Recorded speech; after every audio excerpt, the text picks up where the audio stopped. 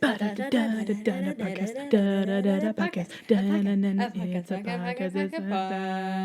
a podcast.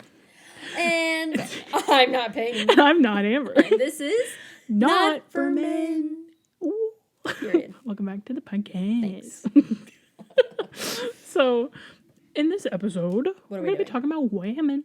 So, women. And some issues. Okay. Some history. That's important. Some present day. So, this is from mps.gov. It is an article that also touches on women in the workforce.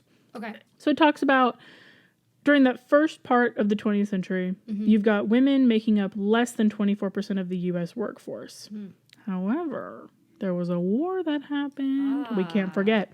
And so this brought a giant labor shortage, obviously. Well, and then so women came up. And then women were brought into the workplace.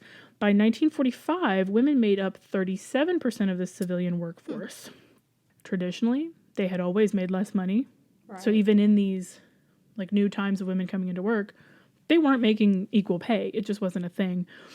And so then in 1945, Congress tried to introduce the Women's Equal Pay Act, which contained the phrase, quote, comparable work. This meant equal pay for different jobs in the same workplace. Pay was to be determined by comparing the worth and or difficulty of the jobs. This bill failed to pass. It was a no-go. And it's not the first of its kind, and it wasn't the last, because of the percentage, which I believe, because it was for the war and women were working the jobs that the men were not even there to have. When they came back, the workforce, their percentage fell down to about 28% of the workforce. So their cause was even less than it was before. Gotcha. So even at the height when they couldn't get it passed, it was not going to happen now. Absolutely not. Which is just so stinky. So that was 45. Moving into the 50s, more bills were tried, put up in Congress. All of them failed. By 1960, there were approximately 25 million working women outside of the home. Okay, That's pretty good. Percentage-wise, I'm assuming So, it probably means it increased. Yes, while women, again, accounted for 37% of the total workforce, so we're back up from 28. Okay. And that's what, from the 40s to now the 60s. That, I mean, it just So it went logically back up makes to the sense. peak to where it was during the World War One. Wait, so 40s. Wait, we're in the 60s now. That We're in the wasn't in 60s. the World War One. That wasn't in the beginning of the 19th or 20th century. Okay, good. Yep. So we're later, and women are, which this just makes sense logically by time. More women are just working anyways. Right. So But this took 20 years though. Oh, for it to just to even go be up talked to the about. back up to that peak. Oh, yeah. And it took like what? How?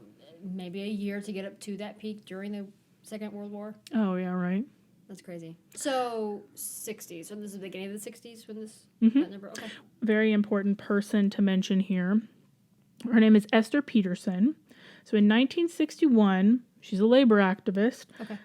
She was appointed to head the Women's Bureau in the Department of Labor, which was responsible for administering gender-issued labor laws. So she was the most important woman working alongside Kennedy.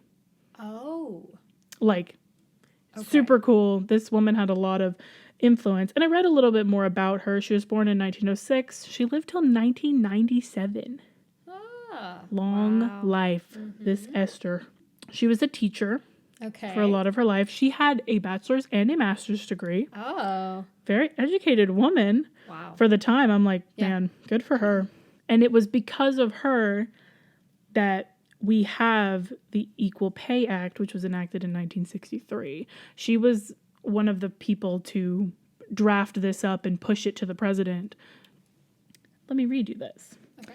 The official... From where? What are we reading this off of? Still the same EEOC.gov. Equal Employment Opportunity Commissions. Source.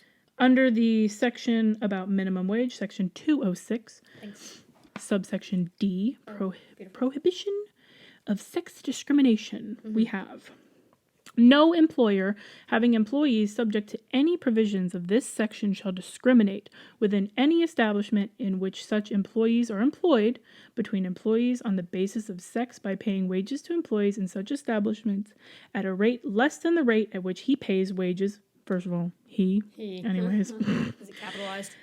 At which he pays wages to employees of the opposite sex sex in such establishment for equal work on jobs, the performance of which requires equal skill, effort, and responsibility, and which are performed under similar working conditions. And there are exceptions. So let's just, that was so many words. I heard It was hard to read. Employee. Yeah, lots of employee. Basically, it's just saying employers cannot discriminate in their work, in their buildings, in the places they own and run, between employees that they have currently, the wage that they're going to pay them. Okay. So between employees of your company, pay. can't discriminate based on sex. Period. Now, there are exceptions to this. Of Loopholes. course there are. Oh yeah, you're already ahead of me. Well, let's just make clear Love loopholes. before we talk about those loopholes. Okay. What are they looking for? So, what did this protect against? So, the job that you work at, an employer cannot discriminate against you based on, like, just because you're a woman versus your male counterpart, when the job that you are doing has equal skill, effort, and responsibility, and it's performed under similar working conditions. So you're essentially, if you and your opposite sex counterpart are doing similar, all of those things, work, responsibility, blah, blah, then you must be paid the same wage. Yeah. Here are the exceptions. Okay. Great. Some of these I think are fine. Okay. First one, a seniority system. We know that exists. Yeah. A merit system. A system which measures earnings by quantity or quality of production. Okay. And then the last one, and this is our loophole.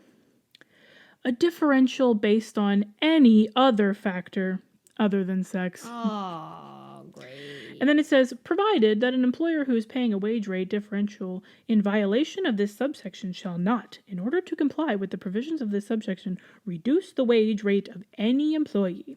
Whatever. So, essentially, the first three, I'm like, yeah, okay. Seniority systems, I understand this. I can, whatever. The last one? Yeah. A differential based on any other factor. Yeah. What does that mean? Cindy, Hello? You have brown hair. I'm paying you less. Well, and in 1964 was when the Equal Rights Act Okay, so was a year passed. later. So we got a year later. Now Okay. we're protected against. We're Race? supposed to be protected against race and all the other factors. Oh, okay, so everything. So we got women first, and then it's everything. Oh. However, as we know, the loopholes, man. So Yeah, an important case Okay. dealing with this. So is it 63? So the act was passed in 63. This was a very important case that took place in 1970. So we're a little further down the road. So after the one that was passed 64, where they kind of... Yeah, so now we're like, Okay. we've got protections. However, Okay. of course, we know employers are going to Yeah. ignore this. So listen to this case. So this is, I'm on NewJerseyWomen'sHistory.org. This is Schulz versus Wheaton Glass Company. So I'll just read you what this case was about. The Wheaton Glass Company of Millville, New Jersey, provided different titles for the same tasks performed by men and women. Shocker. Men workers were employed as, quote, selector packer stackers, while women were employed as selector packers. Oh, my God. By giving men a different title, the company could pay them higher wages than the women performing similar tasks in the warehouse. However, that directly violates the 1963 Equal Pay Act. Because if the tasks are similar, right. the skills needed and the environment is the same. Yep. So this company should have known that it was deliberately. They try to be sneaky. They thought they could be sneaky, but if you look at the Really facts, cannot be sneaky. like Because the job description is literally the same. so they should have known that they were breaking the rules. Yeah. Thought they could get away with it. Men. No. So in 1970, Schulz versus Wheaton Glass Co. was heard before the United States Court of Appeals for the Third Circuit. The case was named for George P. Schulz, the Secretary of Labor at the time, and the defending company. On January 13th, the court determined that a job that is, quote, substantially equal in terms of tasks, but not necessarily in the job description or title, is protected by the Equal Pay Act of 1963. Therefore, women cannot receive lower wages for a job title with similar tasks to those of men. Period. The case was an important test in the upholding of the Equal Pay Act and helped to further define the limitations of the Equal Pay Chapter of the Civil Rights Act of 1964. So these just help to strengthen each other. Good. The meaning of the word equal was clarified by this case to mean substantially equal rather than identical, which really helped employers to not get away with this. Good. So it's studied still to this day as a landmark case in equal pay for women in the workplace because it just directly calls out the shady business. Yep. When it's like they were being idiots. They knew they were doing the wrong thing. Because sometimes I feel like you can argue. You can't argue that at You all. can't argue that at all. We have to point out how Black women are affected by this. Okay, yeah. Because we know for a fact that it is very important that we talk about it. Mm-hmm. They did not experience nearly any of the benefits that, even though the benefits weren't that great, they still did not get that. Right. Want to point out YWCAColumbus.org has a website. They are the website. They have an article about Black women's wage equality, which I feel like we talk about this, but we don't recognize just how drastic it is. We talk about wage gap, and a lot of people, I can remember a time when the conversation was, that doesn't exist anymore. The wage gap doesn't exist anymore. If it does, well, that's your own problem. It's your fault that you're not, whatever. It becomes about the individual. It's not really targeting systems anymore. And there are still people out there who don't believe in a wage gap, even though it's there. The evidence is overwhelming. I'm gonna read from the article for this. So when the Equal Pay Act was first enacted in 1963, women made, on average, less than 60% of what white men made. In contrast, Black women made roughly 40% of what white men made. Now, after it was passed, the pay gap steadily shrunk all the way up until 2008, just shrinking. However, it has remained unwavering for the past decade plus, with the average woman making between 75 and 80% of what white men make, and the average Black woman making between 60 and 65% of what white men make. What white women were at in the 60s. Get this. It shouldn't surprise us, but sadly, it still surprised me.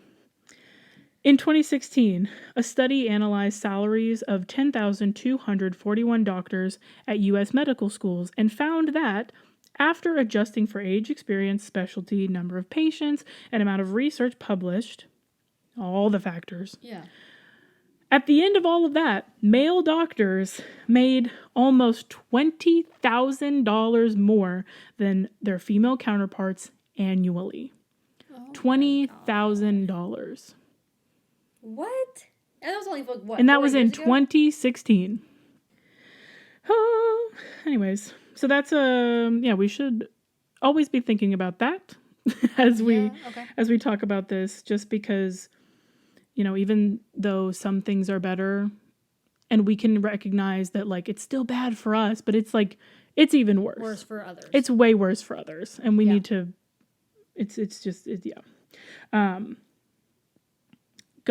So we're going to go back to that Women's Law Center article, the one about the loopholes. The Equal Pay Act has broad language in it. We know that. We talked about how it's frustrating.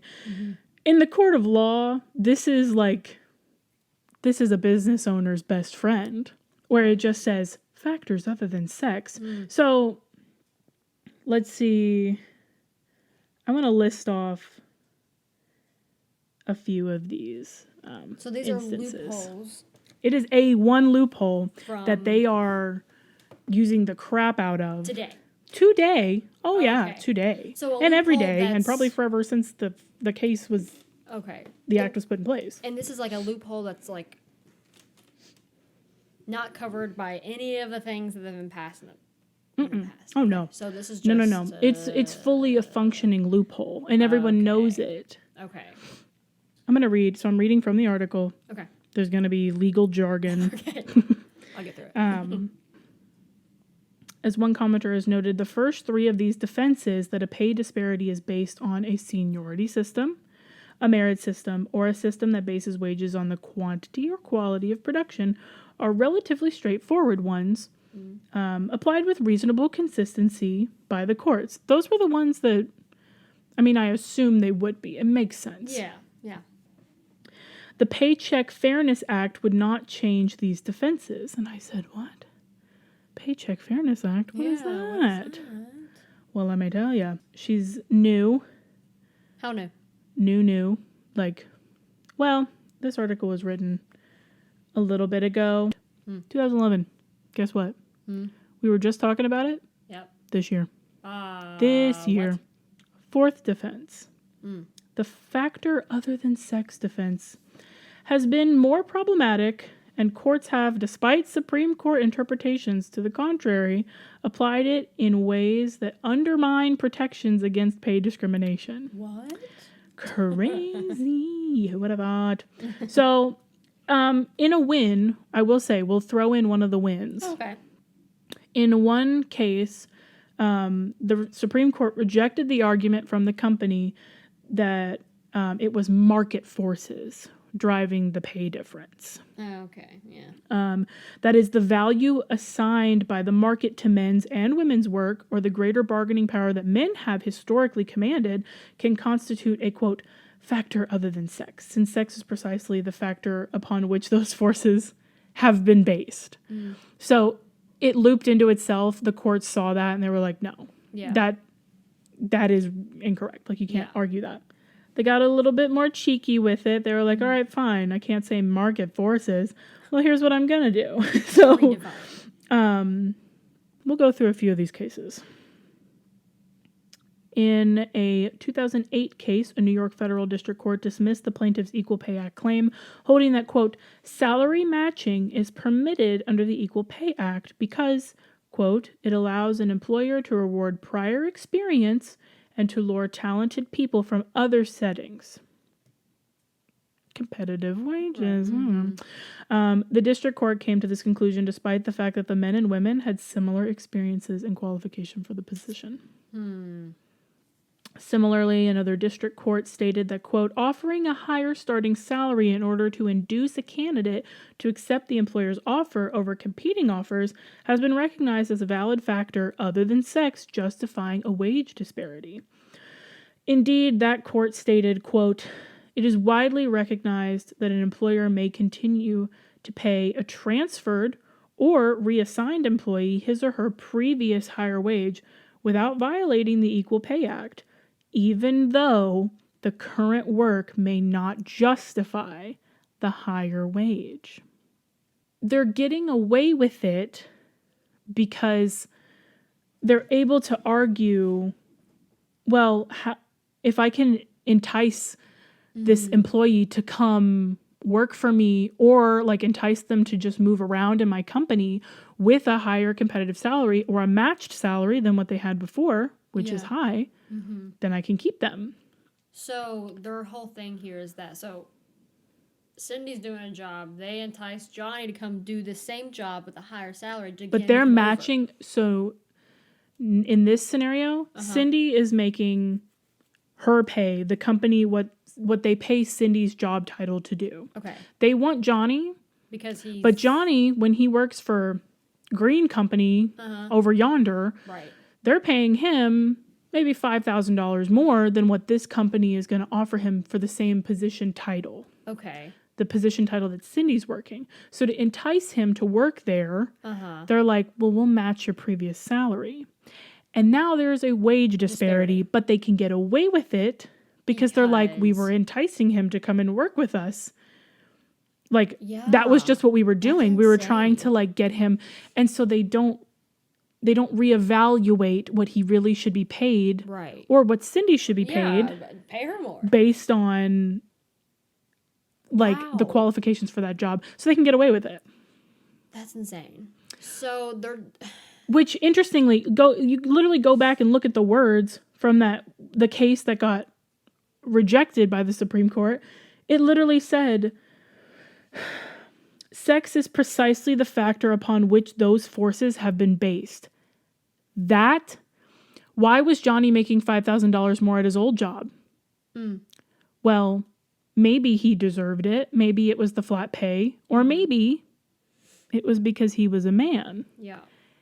That force might have already been acting to get him higher pay at his old job, So and now just it's doubly disparity, impacting him. More disparity. Yes. And it's Higher going disparity. unchecked Wow. because they can get away with it. That's insane. So, so the competitive, to try and entice somebody, you should just have all your employees working at this one rate. And if you want to be competitive with other companies, You raise you just the rates. You raise everybody's rates. But they don't want to do that. Why would you want to do that? Last case I'll talk about. In a 2007 case, a federal district court accepted the argument that higher pay for the male comparator was necessary to, quote, lure him away from his prior employer. The court emphasized that, quote, salary matching and experience-based compensation are reasonable, gender-neutral business tactics and therefore qualify as, quote, a factor other than sex. It's business. It's just business. I would love to see like the stats on that because I'm assuming there's also women. They're trying to entice women over too, right? I mean, it can't just be trying to entice men. Yeah. Because I mean, probably more than likely, those stats say that they're enticing men more, or with the higher pay and stuff like that. But because I want to understand how do they come to that point? What evidence says that it's not biased? I mean, if there's at the Supreme Court, I'm sure there's. Do they have to explain their reasoning? You know what I'm saying? I mean, because I mean, why are they saying it's not? Why are they saying it's free from any kind of bias? Right? Well, because they're saying they're able to put it under business logic. They're able to say that like those decisions because are you never can made because of gender. you can have competitive wages. Right. You can offer competitive salary to get those things. It's the checks and balances of the system that's broken. Okay. So I'm not 100% frustrated with the fact that we allow people to entice and bring over people. You want to have a competitive wage. Fine. You want to lure them away. You just have to make sure you have those wages for everybody at your company. Yes, there has to be checks. You can't just do it for whoever's coming over. Mm-hmm. Yeah, I agree. But that doesn't matter. Well, and here's what's interesting. You would think it like goes against the 63 thing. That's what I was just thinking. It is laid out. If you have two people, this is the same as the Glass case. I mean, literally, it's technically different because in the Glass case, they were renaming the positions. Yeah. But the work was exactly the same, and they didn't get away with it because that literally breaks the rules automatically. Mm-hmm. So it is confusing how they're getting away with this loophole because it's breaking the rules. Like if you have two people who are working the same job with the same skill sets in a similar environment, one should not be able to have a higher pay than the other. It should not be possible. Right. But they're arguing in terms of business, it's competitive reasoning to bring over new employees. Mm. But you'd think that there would be a check in that where it's like, okay, you brought over a new employee. Now what are you going to do? Yeah. Are you going to raise the wage of the other person? Because clearly, if this person was so valuable to bring over and you want to pay them so well, then you should be also paying the person you currently have working for you well. Yeah, I agree. If it was so important to get that skill set over into your workforce, raise the pay. Yeah, if their job descriptions are the same. Yeah. Second, although some courts have correctly required an employer to identify a legitimate business reason when asserting the, quote, factor other than sex defense, other courts have applied a blinkered approach to evaluating the legitimacy of the employer's claim that a man's greater experience or education justifies a higher salary. These latter courts have read the factor other than sex defense to mean literally any factor, legitimate or not, other than sex. For example, the Seventh Circuit has presumed that a, quote, factor other than sex need not, quote, be related to the requirements of a particular position in question or be a business-related reason. So it could just be whatever. I mean, like, literally they're acknowledging whatever. So it's... One court, for example, accepted the male comparators' purportedly superior qualifications as a factor other than sex, justifying higher salaries without any examination of whether those qualifications were in fact necessary for the job. Right. Oh my God. At least 2 circuits have accepted the argument that any factor other than sex should be interpreted literally, and that employees need not show that such a factor is in any way related to a legitimate business purpose. 2 circuits. Why? What? Loopholes, baby. So, let's go back to that Paycheck Fairness Act. And 20. So we're talking this year, folks. This year, okay. April 15th. Today. Oi. I am on shrm.org. Source. April 15th, 2021, U.S. House of Representatives passes Paycheck Fairness Act. Let's go read about it. Yeah. First bullet point, requires employers to show that pay disparities between men and women are job-related and consistent with business necessity. They must prove it. So, unlike before, right, where you could just say it or loophole out, employers have to show that it legitimately, the disparity is a legitimate, real business thing. We got evidence. Okay. The bill would make it... Is it a bill? What is it? It's an act. It would make it easier for plaintiffs to participate in class action lawsuits that challenge systemic pay discrimination. Great. Yeah. Power to the people. Isn't that what you want? Strengthens the Equal Pay Act of 1963 and provide greater remedies for prevailing plaintiffs. Prohibit employers from asking job applicants about their salary history or relying on salary history to set compensation. But an employer could use a prospective employee's wage history if the employer makes a job offer and the applicant reveals his or her salary is more than the proposed salary. So, okay. Employers like, I'll pay you 10. And they were like, well, I was making 12. Yep. Then like, we're fine.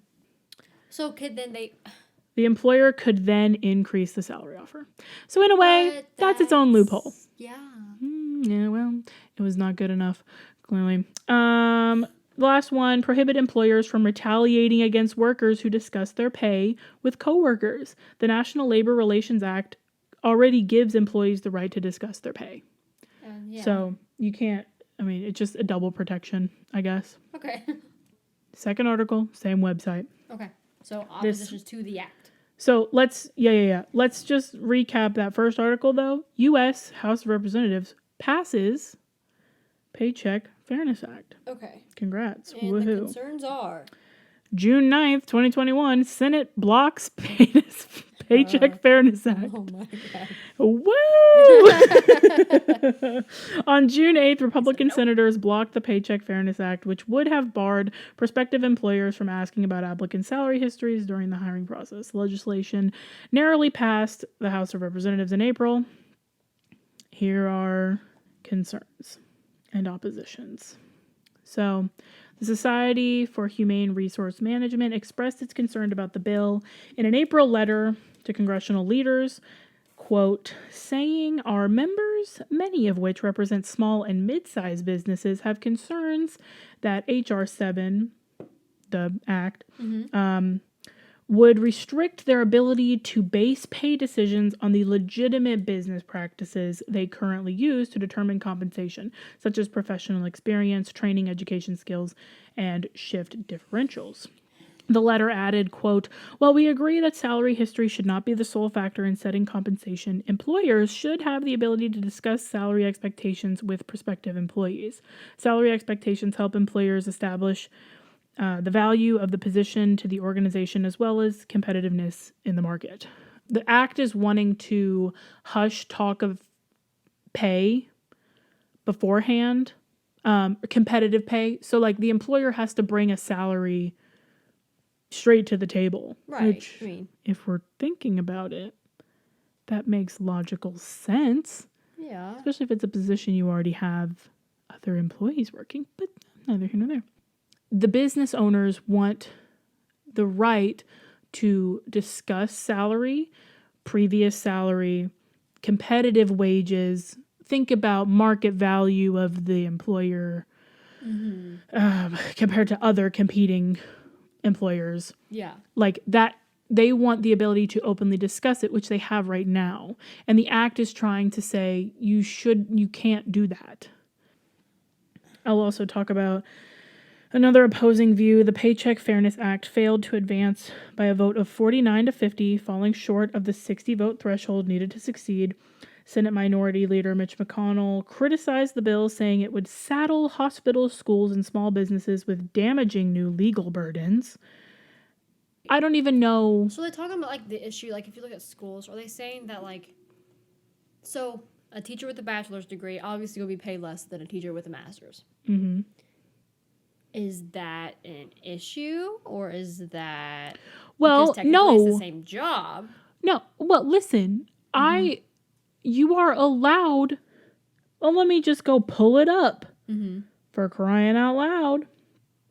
Under similar working conditions, except where such payment is made pursuant to a seniority system, school systems, Okay, so what is he worried about? a merit system, production of things, but that's whatever. So okay. The 1963 Act already protects Yeah, the people who or more educated. are, there is competitive pay already, and it's established in a legal manner. Right, and so but the competitive pays that they're laying down now are in terms of not education or experience. I don't know. So like why? Because if Johnny comes in and he has a PhD in this job, and they're like, "Well, we'll offer you more money to do the same job as Cindy," but Cindy only has a master's. That's legal. That's legal. So what's the issue with the competitive pay though? Is that they're not actually basing it off of education? They're just saying like, "Oh, you're a dude, so I don't know. we love you." Well, it's so I think the main part of this discussion is about discussing prior pay and education and training. Because, and this is a really difficult thing to try to regulate, because if you're looking at it point blank, here's what it is, as an employer, I want to know who's coming in. Yeah. But, okay, it's starting to, the pieces are falling into place in my head. Okay. Let's say we're working at the same office. Yeah. Or you're working at the office. You have a job in the I'm office. working. Okay. You have I have 2 degrees. You have your bachelor's and you have your master's. Okay. You have had extensive job training through the company. We have paid for you to work. Okay. Great. So you're trained, you're educated, you've been working for 5 years at this company. Good for you. Great. I come in. I come in to apply for the same position. They're hiring another one of you. Okay. Whatever your job title is, they need Same another thing. one. You. Okay. Exact same job. Okay. Literally. They're going to put me through the same training you got. I have a PhD. I have more education training than you do. So we pay more. The way that this act, what it's saying is I should not. Okay. This is interesting. Because technically I have more training. I could be paid more. Yes. But the legality that this is saying is that training necessary for the job? Right, because there's a thing called overqualification. Yes. So if you need somebody with a PhD in this position, that means me. I shouldn't be working this position, right? Oh yeah, if that was the requirement. Right. Like why? Yes. Why? So you're. I mean, how? See what I'm saying? This Well, is so weird. okay, so if I don't need the PhD, they should not just pay me more because I have it, even though you could argue That because you have a PhD, that because I have a you should be paid PhD or I have because I have a license that you don't have, or I have some sort of whatever that you don't have, the employer should be able to make the decision to pay me more. But that, if it does not fall into actual, and I want to go read the words from the new bill because it said it pretty concisely. Because then what if if it has to be equal? Then you're like, okay. Require employees to show that pay disparities between men and women are job related and consistent with business necessity. Business necessity. So they are putting in these stipulations that are like, the only reason you should be paying somebody more is because it is a necessity in that moment. Yeah, like you need a PhD student. These all fall into your own businesses, whatever. You need this kind of qualification. So in our example, you shouldn't be hiring a PhD student. If you can hire a PhD, you can hire me. They could hire me. Right. But it doesn't mean that you should be paid that I should be paid more. Because if the job description and everything that you're doing can be done with your level of qualification and training, then I can do it and I don't need to be compensated for it. Yeah. Just so that because means the person who's going to look for a job, if they want to be paid for what they're educated for, needs to make sure that the job they go into, their maximum education is PhD, right? Yes. Well, it sounds like it's putting more responsibility on the employee to go and apply for positions that actually are going to pay them what they deserve to be paid. Yeah. It's an equality and a fairness act. The whole point is to try to stop letting particularly men get away with being paid more for a job they don't need to be paid more for. Yes. Yeah. Well, and it's the fact that this didn't get passed, you can tell in my tone of voice, I'm like upset about this because it doesn't make any sense why we don't want to put those checks and balances in place. Why are we not upset that employers have been getting away with doing that? Just put a process in place that checks them so that they have to prove like, well, yeah, I am going to pay this person more for whatever.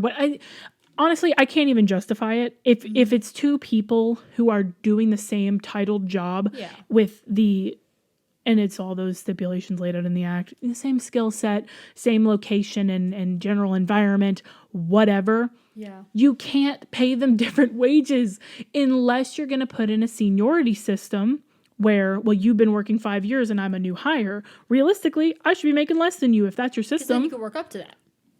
Yeah. But that's your system. You have to follow your system. Yeah. Mm-hmm. You can't. That's why I am less empathetic to the business talk of it, where it's like competitive salaries and competitive. We have to entice you to come over. No, you don't. Go and and I know we've said this before, but if you have the qualifications to do the job, and I am working over yonder. Why am I so important that they need to pay me more when you're already doing the job? Right. Just increase the wages in general. I mean, I know you said it, but it seems so simple. Yeah. And of course, I'm just a child and I don't live in the business world and I don't know how it works. I mean, it just sounds like to me that if you can't afford to raise everybody's wages that way, then you're not competitive. And then you need to do something You aren't competitive. You aren't. Poo.